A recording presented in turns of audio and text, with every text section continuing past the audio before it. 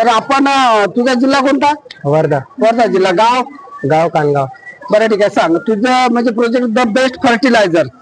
तर हे सर्व फर्टिलायझरचं तू हे केलेलं आहे. तर पहा एक असं करतो, बेस्ट फर्टिलायझर्स म्हणजे याचा उद्देश काय, उपयोग काय? आम्ही जे लिक्विड फर्टिलायझर बनवले आहे, येस, याचा जो आम्ही बनवण्यासाठी सगळं ऑर्गॅनिक बनवलेलं आहे. आणि जे लिक्विड फर्टिलायझर आम्ही याच्यावर यूज करून बघितलं आहे आणि जे रेडीमेड फर्टिलायझर असतात त्याच्यासोबत आम्ही कम्पॅरिझन केलं. आम्ही बनवलेले जे लिक्विड फर्टिलायझर आहे ते याचा आम्ही जे रेडीमेड फर्टिलायझर असतात त्याच्यासोबत आम्ही कम्पॅरिझन दाखवतो या प्रोजेक्टद्वारा. आम्ही या 3 व्हेरायटीज मध्ये आम्ही बनवलेलं लिक्विड फर्टिलायझर यूज केलं.